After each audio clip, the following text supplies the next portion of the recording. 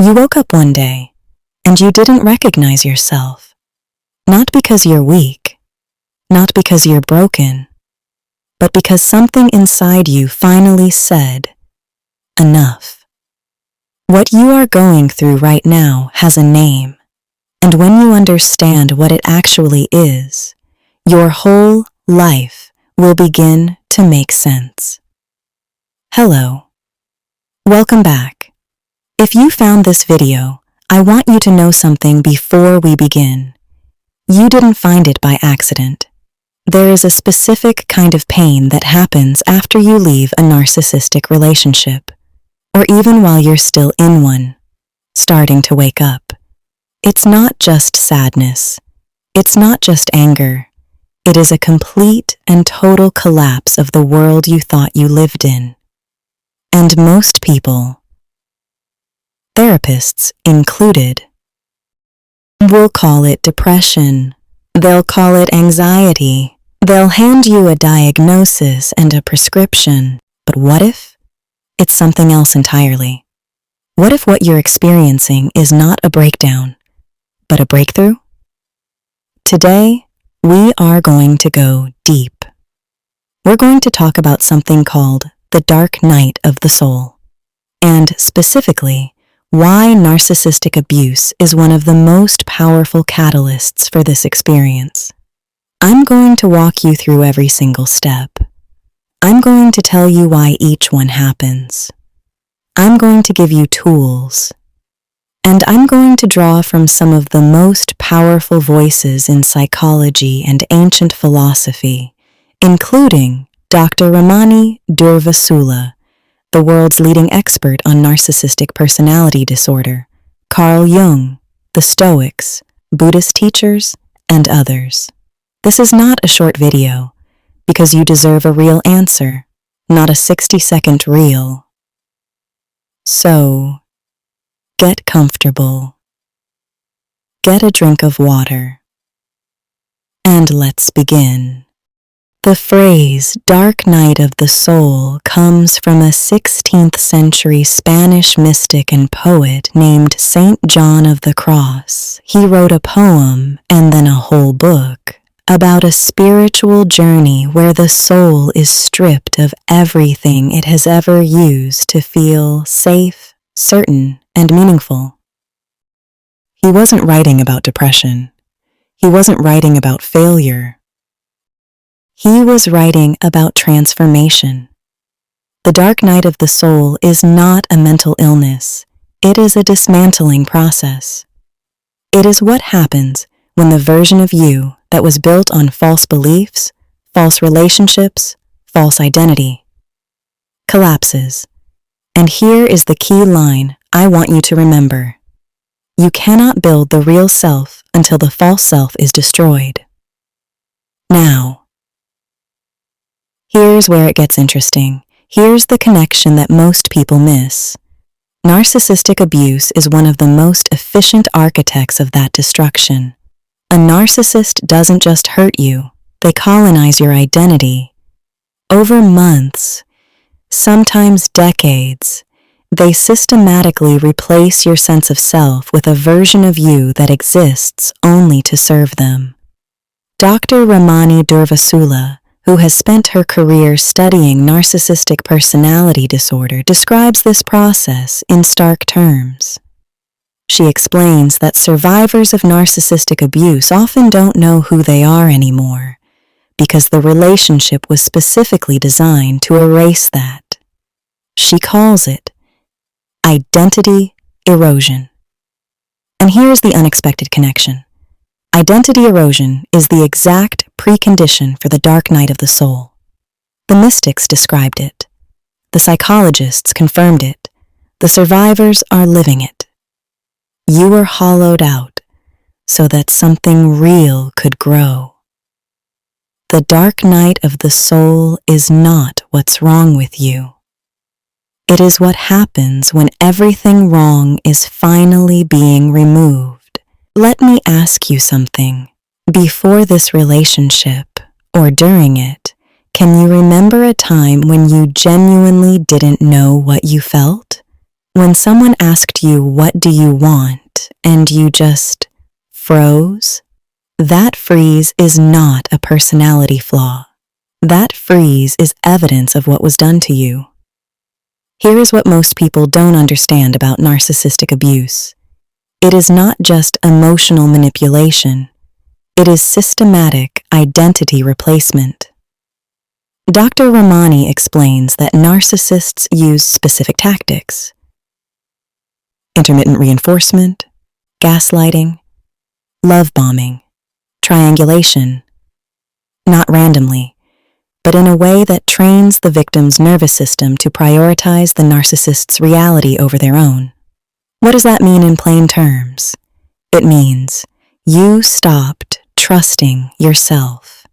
You stopped trusting your perceptions, your memories, your feelings, your needs.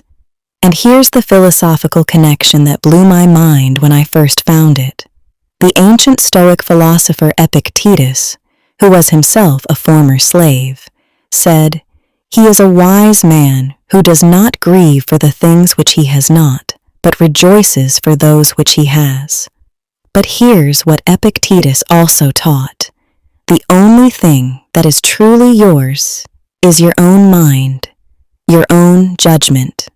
A narcissist takes that from you, and the dark night of the soul is the moment your mind demands it back. Carl Jung called this the shadow. He said that everything we deny about ourselves, everything we bury, repress, or have stolen, doesn't disappear. It goes underground, and it waits. The dark night of the soul is when the shadow rises, not to destroy you, to return to you what was always yours. What if the emptiness you feel right now is not absence, but space? Space for the real you to finally arrive. Narcissistic abuse doesn't just break your heart, it dismantles your identity, which is precisely why recovery goes so much deeper than moving on. The first step of the dark night of the soul after narcissistic abuse is what I call the collapse. This is the moment, or the period, when everything you built your sense of self on stops working. The beliefs stop making sense. The identity you wore like a costume no longer fits. The relationship is over, or you can finally see it clearly, and you don't know who you are without it. This is terrifying. And I want you to hear this.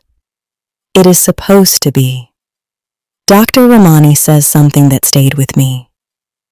She says that survivors of narcissistic relationships often grieve not just the relationship, but the fantasy of who they were in that relationship. The hopeful version of themselves. The person who believed they could love someone enough to fix them. That person, that version of you, is dying in this step. And grief is the correct response to death. The philosopher Rumi, 13th century Persian mystic, wrote, "The wound is the place where the light enters you." Your collapse is not proof that you're broken. Your collapse is the wound opening, so the light can finally get in. What if this feeling of falling apart is actually the first sign of structural integrity? Your psyche finally refusing to hold a shape that was never truly yours. Imagine someone, let's call her Maya. Maya was in a 7-year relationship with a narcissist. She built her entire identity around being the good partner. She was patient. She was understanding. She explained away every red flag. She became the world's best apologist for someone else's cruelty. When the relationship ended, Maya didn't feel free. She felt nothing, a complete void. She couldn't make decisions. She didn't know what food she liked. She didn't know what music she listened to before him. That is not weakness. That is the collapse. Step 1. And it is the beginning. Have you asked yourself the deeper questions that awaken you? When did you last feel like yourself? Truly, fully yourself, without worrying how someone else would react to you? Sit with that question. Don't rush past it. The collapse of your identity after narcissistic abuse is not a breakdown. It is the first act of your liberation. The false self cannot survive truth, and truth has finally arrived. Step 2 is the one nobody warns you about. They warn you about the pain. They warn you about the anger. But nobody prepares you for the silence, the void, the strange, hollow absence where a whole person used to be. You're not sad exactly. You're not numb exactly. You're just empty. You wake up and don't know why you should get out of bed. Not because you want to die, but because you genuinely cannot find a reason. Nothing excites you. Nothing moves you. Nothing matters. This is step 2 of the dark night of the soul, and it is, I believe, the most misunderstood experience in all of human psychology. Here's why this happens. For months or years, your nervous system was living in survival mode.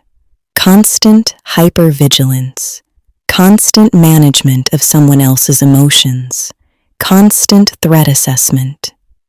DrRamani talks about this extensively. She calls it walking on eggshells, and explains that the body's stress response becomes so dysregulated in narcissistic relationships that survivors often don't even realize how activated they are until the threat is removed. When the narcissist is gone, the hypervigilance has nowhere to go, and your system just shuts down. This is not depression. This is exhaustion at the cellular level. The Buddhist concept of sunyata, emptiness, teaches that emptiness is not a problem to be fixed. It is a sacred state.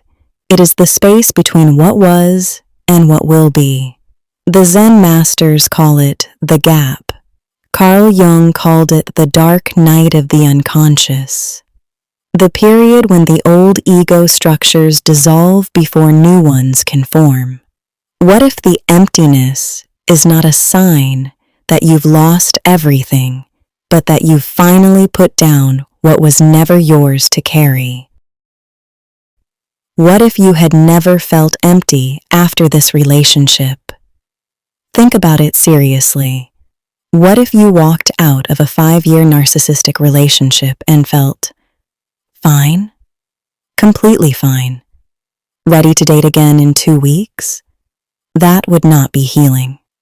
That would be dissociation. That would be evidence that you never processed a single layer of what happened to you. The void is not absence of healing. The void is healing. The depth of your emptiness is directly proportional to the depth of what you survived. What to do in the void? Do not rush it. The impulse to fill the emptiness immediately with new people, new distractions, new projects is the enemy of this step. Practice stillness, 10 minutes a day. Sit, don't scroll, don't perform. Journal 1 sentence. Today, in the quiet, I noticed. Somatic work. Your body holds what your mind can't process. Gentle yoga, walking, even cold water can help discharge stored trauma. The void after narcissistic abuse is not emptiness. It is the sacred pause between who you were forced to be and who you actually are. Do not fill it. Let it speak. Step 3. At some point, and you may not be able to predict when, the stillness breaks, and what comes through is rage, or grief so deep it surprises you, or both, alternating, sometimes within the same hour, and you might think, I thought I was getting better. Why am I angrier than ever? Let me tell you exactly why. In the void, your nervous system was resting, but underneath that rest, something was waking up. your authentic emotional response to what happened to you. See, during narcissistic abuse, you were trained, conditioned, to suppress your anger. Every time you got angry at the narcissist's behavior, they turned it around. Suddenly, your anger was the problem. You were too sensitive. You were crazy. You were making things up. DrRamani describes this as a specific form of gaslighting, emotional invalidation, where the victim's legitimate emotional responses are systematically dismantled until the victim stops having them altogether. You didn't stop feeling anger. You buried it alive. And now, in the dark night, it's digging its way out. The Stoic philosopher Marcus Aurelius wrote in his Meditations, "The impediment to action advances action. What stands in the way becomes the way." Your anger is not your enemy. Your anger is information. It is your psyche telling you, this was not okay. What happened to you was not okay.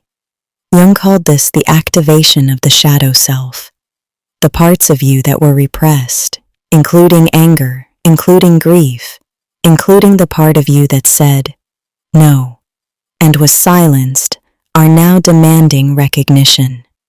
Do not suppress this again. This is not the time to be positive. This is the time to feel it. What if your anger is not a sign that you're not healed, but a sign that you finally know you deserved better? Anger in abuse recovery is not regression. It is often the first sign that your self-worth is returning.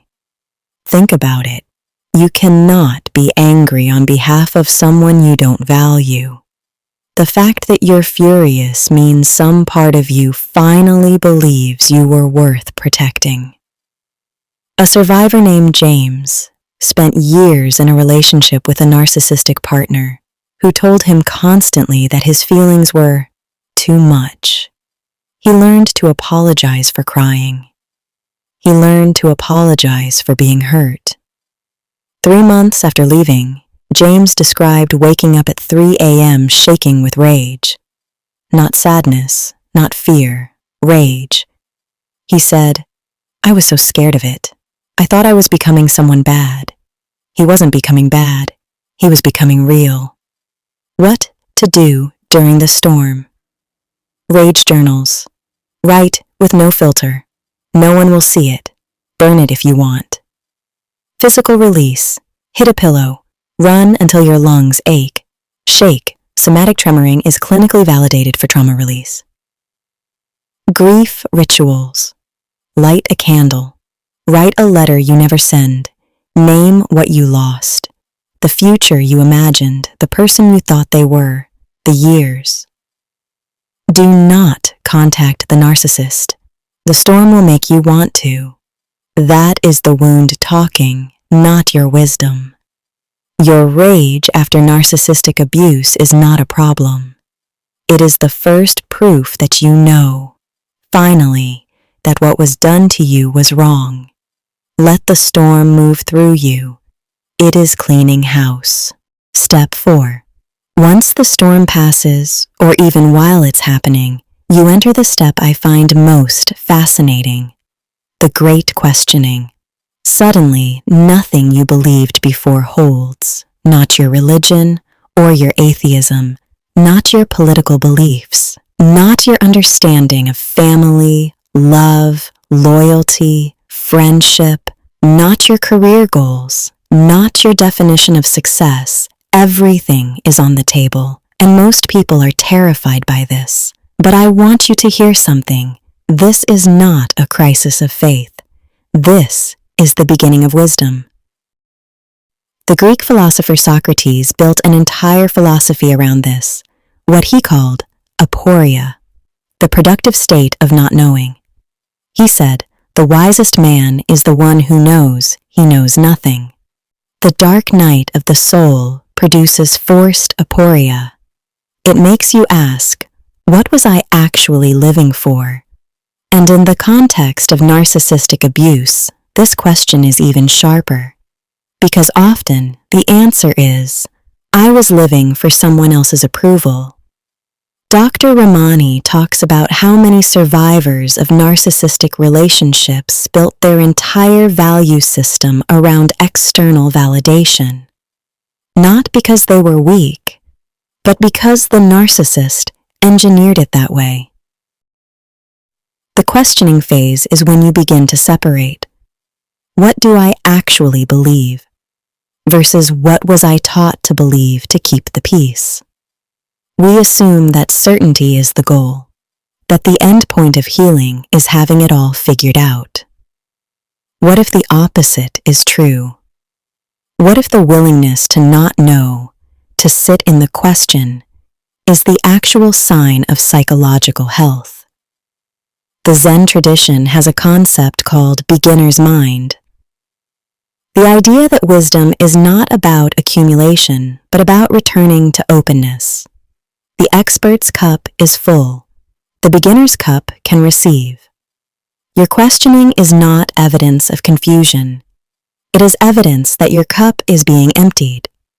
So, something true can fill it. Socrates said, "The unexamined life is not worth living." What to do during the great questioning, permission to not answer. Not every question needs an answer right now. Write the questions, sit with them, read widely. Philosophy, spirituality, psychology, not self-help fluff, but real substance. Feed your questioning mind. Find one person, a therapist, a community, a trusted friend, who will not try to hand you back your old belief system. You need a companion in the questions, not a salesperson of answers. Try things. Your tastes may change. Your preferences may shift. That is not instability. It is discovery. When everything you believed is questioned, do not panic. This is not your mind breaking. This is your mind finally becoming your own. I need to be honest with you about step 5. It doesn't come with a fanfare. It doesn't arrive as a lightning bolt. You don't wake up one morning completely healed, identity fully restored, purpose crystal clear. The emergence is quiet. It comes as a small moment where you realize, I made that decision without wondering what he would think. Or, I said what I actually felt and I didn't apologize. Or, I was alone and I was okay. Actually, okay. These moments are small. They feel almost insignificant compared to the enormity of what you went through. But they are everything.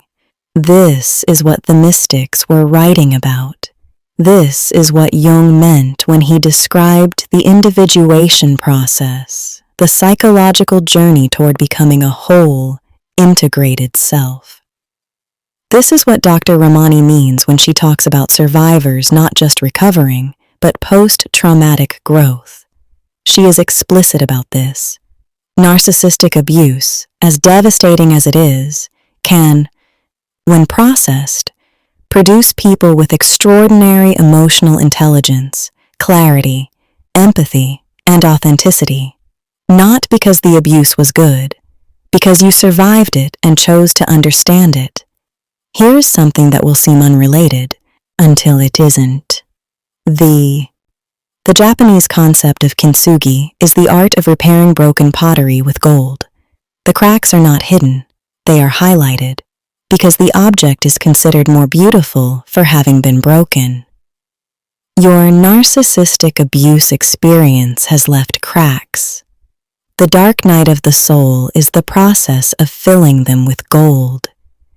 You don't become who you were before. You become something better. Something that only someone who went through exactly this could become.